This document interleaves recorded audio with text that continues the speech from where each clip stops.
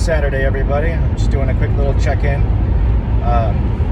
Want to get something out there to share with everybody. I'm currently on the way to New Jersey to see my Karla. It's a nice, I could say 2-hour drive. And been doing this for almost, over a year now, going to New Jersey every weekend. And sometimes people ask me oh, you ever get sick of the drive? No, I don't.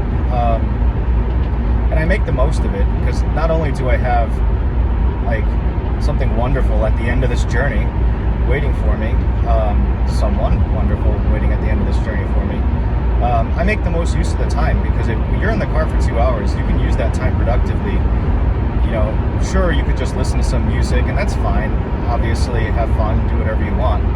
But as somebody who's kind of limited for time with working, 40 hours a week, working a full-time job, and also trying to do all of these other projects and grow a channel and, try to create a fitness community, healthy lifestyle community, I need to really be efficient with time. And so time management is such a critical thing for any type of success you want to meet in your life, for whatever particular goals that you have. And really trying to think outside the box of how you can educate yourself with the resources that you're going to need that will facilitate that success. So one of the things I do is I really make use of the drive by throwing on things like podcasts, audiobooks, or teachable courses. So right now, for example, I'm going through a YouTube Creator Academy course that is created by a very popular, famous YouTuber, Graham Stephan, who himself built a channel around real estate, and then gravitated branched out into just personal finance. Great channel. I think I don't even know how many millions of subscribers he has now. But I think it was a few years ago, I think it was during the COVID pandemic, when I purchased, it was a really good sale that he was offering for his course, so I just kind of bit the bullet and I was I'm going to invest in this. And I kind of sat on it because there were some life things that got in the way that I'm not going to make excuses for myself for, but I made some mistakes and kind of fell off the wagon a little bit in terms of really taking the plunge in trying to create a channel that I've always wanted to do. But I've also kind of started the course and then dropped off of it, but now I'm really committed to getting through it, learning it, going through it again, following his advice to the best of my ability, and continuously adapting and improving and modifying. I think it's a great course. I have no financial incentive to promote it. I'm just telling, from the pure sincerity of my heart that I think it's a great course that offers a lot of useful information. So, maybe if you're somebody that's interested in building a channel, it might be worth, checking out, seeing what the course has to offer and seeing if it might be worth your time and money to invest in yourself. But that's really what it comes down to, is making the most use of your time in the ways that you can, thinking outside the box to learn things and grow your knowledge base. So yeah, time management, I cannot stress enough how great of a tool that's going to be, how it's affected my life for the positive, and just how it's going to really promote your own success too, and really just feel empowered. And that's such a big thing too, is the subjective experience, your own personal experience of life, of feeling empowered, and you can do things, having that confidence in yourself that you can actually pull something off. Because if you don't believe you can do something, you can. You really have to just have that confidence in yourself, even if it's a daunting task, just knowing that even if you don't have all the answers right now, that the answers are out there and you will find them. So I really want to just offer that encouragement to everybody, that you don't really need to have all the answers at your disposal right now but that the answers are out there and you can find them, and take that initiative to go out there and find them, and really just take life by the horns and live the life that you want. Because I mean, I'm surprised that I even have to say this out loud, but life is too damn short. Like, not to be like morbid or anything, but I was like doing some just calculations in my head, like, oh, I'm 30 years old now. If the average life expectancy is for a man in the United States is whatever, 74 or something like that years old, it's like, then I calculate, well, how many years do I have left, barring extreme, hopefully no extreme accidents or anything, terrible or tragic like that. But just assuming that I live to the average life expectancy, I have like 44 years left. That's kind of scary to think about, but not to mention quality years too. Now, my hope is that really trying to emphasize health and fitness, that I'm not just going to have a good lifespan, but also a very good health span as well, which is to say that even as I advance into the upper years, that I will maintain a good amount of physical vigor, that I'm not going to be just like a decrepit old man that just is miserable from a whole bunch of like health conditions and just like, not even able to enjoy life, to get successful at an old age and then not even be able to enjoy that success because you're too busy paying medical bills or whatever,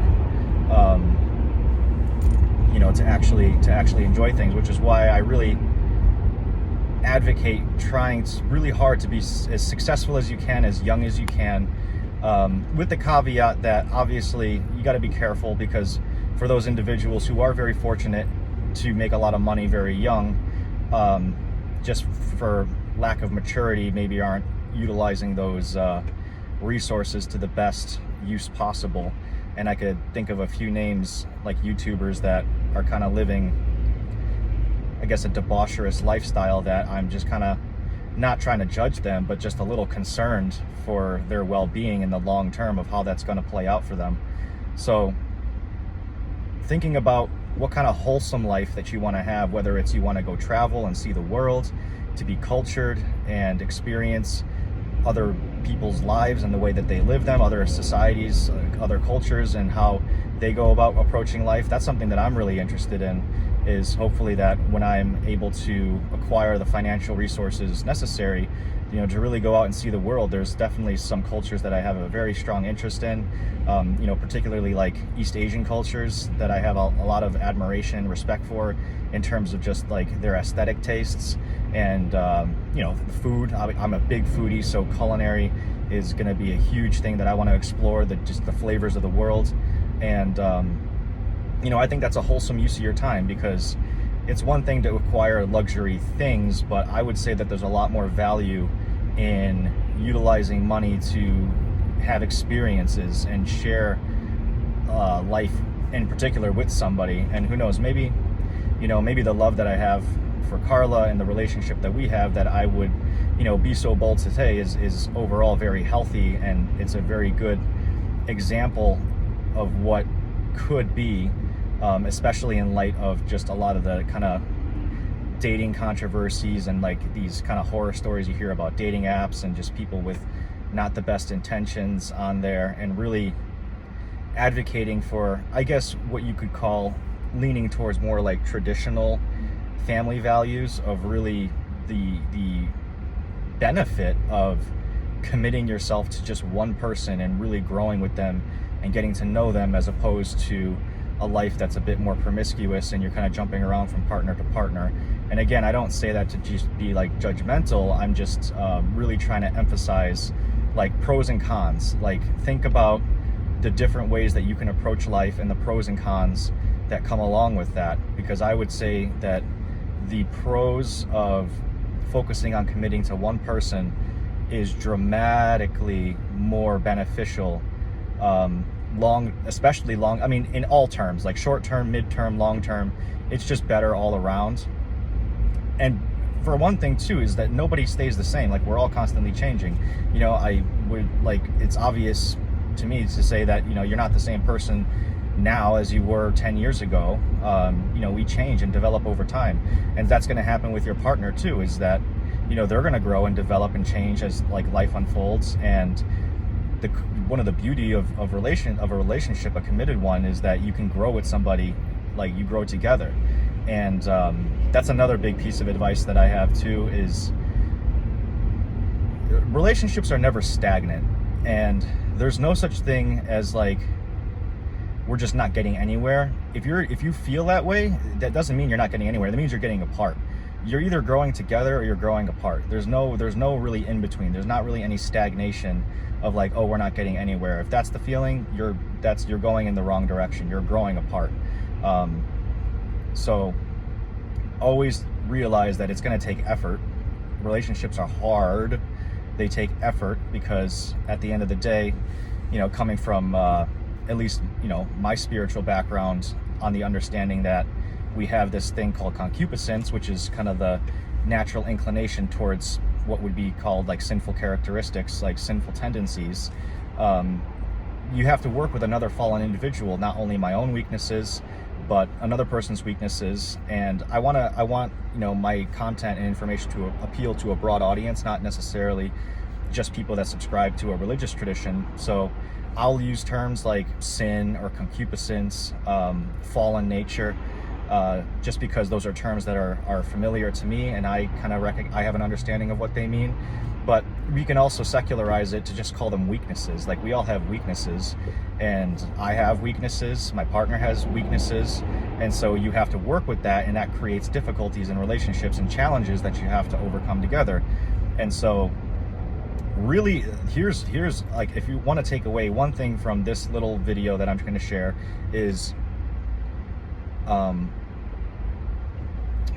do I want to put this? It takes effort, it's worth it, and here it is. The quality of a relationship, like the mark of a successful relationship, is not whether it's perfect or not, because it's not going to be ever. It's not the absence of conflict. Like a good relationship is not marked by the absence of conflict. It's marked by how effective you are as a team to work through those conflicts together and come out at the other side stronger.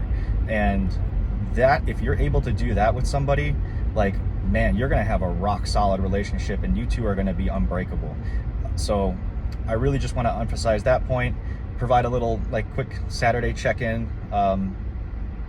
And again, I'll emphasize, we got a lot of great content kind of coming up. Karla's kind of serve as like, I asked her to kind of take a role as like my aesthetic advisor, because admittedly I'm not the best with like making things look pretty. She's just far superior at that. So I'm gonna lean on her a lot, her input in terms of, like website design, like how to set it up, like what does she think makes like would look good, because she's just very good at it. She's a very good stylist with like clothing and fashion, but just in general knowing how to make stuff look good. And so, having talked about weaknesses, now it's a good idea to talk about strengths, and like realizing the strengths of your partner, and then how you two can work together with those strengths and build something cool. And so that's all I really wanted to say today. I hope you all are having a great weekend, and until next time, I'll see you around.